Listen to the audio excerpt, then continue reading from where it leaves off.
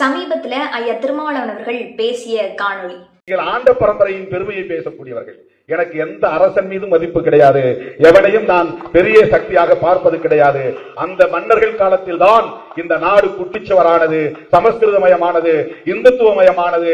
தமிழ் கோவிலின் கருவறைக்குள்ளே இருந்த தமிழ் தூக்கி வெளியே வீசப்பட்டதெல்லாம் இந்த பாண்டிய மன்னர்கள், சோழ மன்னர்கள், சேர மன்னர்கள், பல்லவ மன்னர்கள் ஆண்ட காலத்தில் தான். இது சமீபத்துல விசிக கட்சியினுடைய தலைவர் ஐயா திருமாவளவன் அவர்கள் பேசிய காணொளி. அதாவது என்ன சொல்றாரு அப்படின்னா, ராஜராஜ சோழனை பற்றியும் ராஜேந்திர சோழனை பற்றியும் நாம பெருமை பேசக்கூடாது.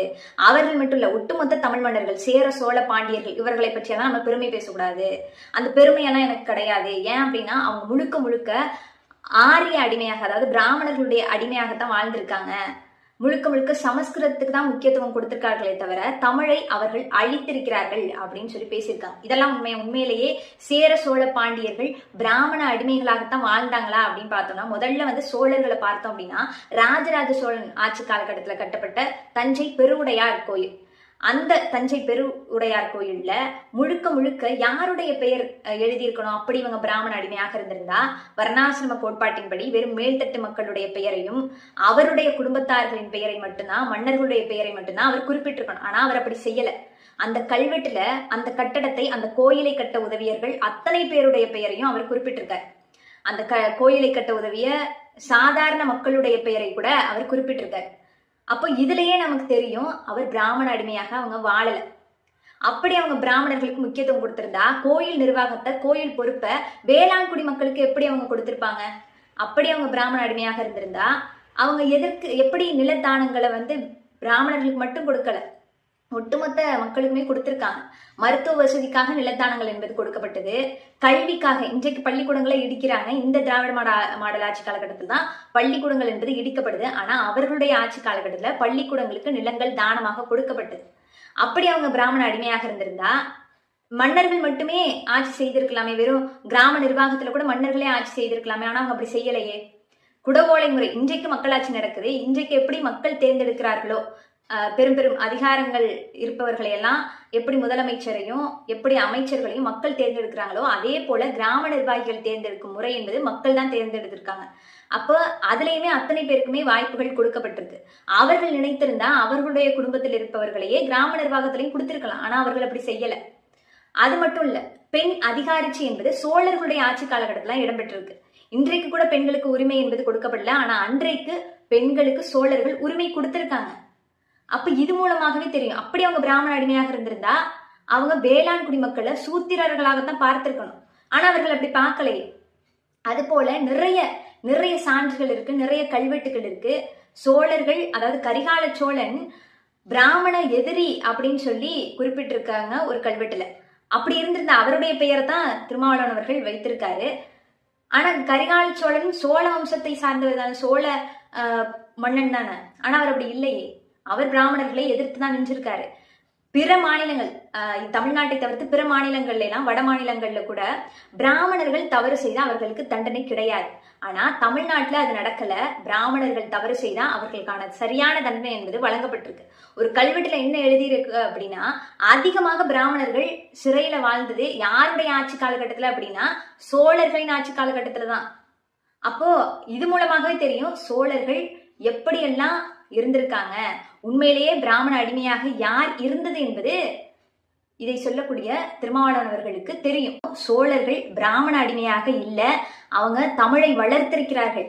அதற்கு சான்றுகளும் இருக்கு, அதற்கு கல்வெட்டுகளும் இருக்கு. அவர்களுடைய ஆட்சி காலகட்டத்துல கருவறையில சமஸ்கிருதம் ஓதப்படல, தமிழ் தான் ஓதப்பட்டிருக்கு. தமிழ் ஓதுவார்களுக்கு தான் முக்கியத்துவம் கொடுத்திருக்காங்களே தவிர பிராமணர்களுக்கு முக்கியத்துவம் கொடுக்கல. தமிழ் ஓதுவார்களுக்கு தானங்கள் கொடுக்கப்பட்டது. அவர்களுடைய ஆட்சி காலகட்டத்தில் கருவறையில தமிழ் என்பதுதான் பாடப்பட்டது. தேவாரமும் திருவாசமும் சோழர் ஆட்சி காலகட்டத்துல தான் வளர்க்கப்பட்டது. அப்படி நிறைய சான்றுகள், கல்வெட்டுகள் நமக்கு இருக்கு. அதற்கு பிறகு பாண்டியர்கள் இன்றைக்கு வரைக்கும் நம்ம சொல்லிட்டு இருக்கோம். ஆரிய படை கடந்த பாண்டிய நெடுஞ்செழியன், அவர் ஒரு பாண்டிய மன்னன் தான். அவர் ஒன்னும் ஆரியர்களை துணை கொண்டு போர் செய்யல, ஆரியர்களிடம் எதிர்த்து போர் செய்து வென்றவர் தான் ஆரிய படை கடந்த பாண்டிய நெடுஞ்செழியன். அதை பற்றி ஏன் இவர்கள் பேசல? அது மட்டும் இல்ல, பாண்டியர்களோட ஆட்சி காலகட்டத்துல சங்கம் வைத்து சமஸ்கிருதத்தை வளர்க்கல, சங்கம் வைத்து தமிழை தான் வளர்த்திருக்காங்க. இன்றைக்கு வரைக்கும் பேசுறோம். ஆனா இவர்களுடைய இந்த திராவிட மாடல் ஆட்சியில தமிழ் தமிழ் என்று பேசுறார்களே தவிர தமிழை வளர்த்தார்களா என்று கேட்டால் இவர்கள் தான் உண்மையிலேயே அழித்தது. அவர்கள் அப்படி செய்யல. அதற்கு பிறகு இப்படி தமிழ் மன்னர்கள் முழுக்க முழுக்க தமிழுக்கு முக்கியத்துவம் கொடுத்தார்கள். முழுக்க முழுக்க ஆரியர்களையும் பிராமணர்களையும் எதிர்த்து தான் நின்றிருக்கார்களே தவிர அவர்களுக்கு கீழே இவர்கள் யாருமே வேலை பார்க்கல. அவர்களுக்கு கீழே இவர்கள் யாருமே இல்ல. வர்ணாசிரம கோட்பாட்டை கடைபிடிக்காத மன்னர்கள் இந்த நிலத்துல இருக்காங்கன்னா அவர்கள் தமிழ் மன்னர்கள் தான். பிராமணர்களை எதிர்த்தவர்கள், துணிவு கொண்டு எதிர்த்த மன்னர்கள் யார் அப்படின்னா அவர்கள் தமிழ் மன்னர்கள் தான். அப்படி எந்த ஒரு ஆதாரமும் இல்லாம சான்றுகளும் இல்லாம ஐயா திருமாவளவன் அவர்கள் பேசியிருக்காங்க. ஆனா விஜயநகர பேரரசை பற்றி பேசல. அவர்களுடைய ஆட்சி காலகட்டத்துல அவங்க எப்படியெல்லாம் பிராமணர்களுக்கு முக்கியத்துவம் கொடுத்தாங்க, அவர்கள் எப்படியெல்லாம் சமஸ்கிருதத்தை வளர்த்தார்கள் என்பது அதற்கு நிறைய ஆதாரங்கள் இருக்கு, நிறைய சான்றுகள் இருக்கு. அவர்களுடைய ஆட்சி காலகட்டத்துல பிராமணர்களுக்கு முக்கியத்துவம் கொடுக்கப்பட்டது. அவர்களுடைய ஆட்சி காலகட்டத்துல தான் மக்களுடைய நிலங்களை பிடுங்கி பிராமணர்களுக்கு நிலத்தை தானமாக வழங்கியது இந்த விஜயநகர ஆட்சி காலகட்டத்துல தான். ஏன் அதை பற்றி பேசல? விசிக கட்சியினுடைய தலைவர் ஐயா திருமாவளவன் அவர்கள் மக்களால எம்பியாக தேர்ந்தெடுக்கப்பட்டிருக்காரு. மக்களோட பிரச்சனையை பேசுறாரா அப்படின்னு பார்த்தோம்னா இல்ல. வேங்கை வயல் சம்பவம் மிக மிக கொடூரமான சம்பவம்.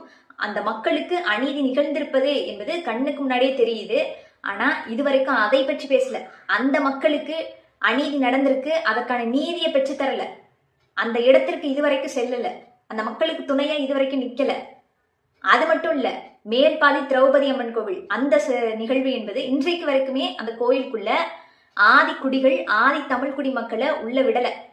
அந்த உரிமைய ஐயா திருமாவளவன் அவர்கள் பெற்று தரல. அதை பற்றி பேசல. அப்படி இந்த திராவிட மாடல் ஆட்சியில தான் நிறைய நிறைய சாதிய வன்கொடுமைகள் நடக்குது, சாதிய ஆணவ படுகொலைகள் நடக்குது. இது ராஜராஜ சோழன் காலகட்டத்துல இதெல்லாம் நடக்கல. மேல்பாதி திரௌபதி அம்மன் கோயில் சம்பவமோ அல்லது வேங்கை வயல் சம்பவமோ ராஜராஜ சோழன் காலகட்டத்திலேயோ அல்லது ராஜேந்திர சோழர் காலகட்டத்திலேயோ பாண்டிய மன்னர்களுடைய காலகட்டத்திலேயோ இந்த சம்பவங்கள் நடக்கல. இன்றைக்கு இந்த சாதிய ஒழிப்பை பற்றி பேசுபவர்கள், சமூக நீதியை பற்றி பேசுபவர்களுடைய காலகட்டத்துல தான் இந்த சாதிய கொடுமைகள் நடக்குது. ஏன் அதை பற்றி பேச முடியல? அப்போ இதுல நாம தான் தெரியணும், புரிஞ்சுக்கணும்.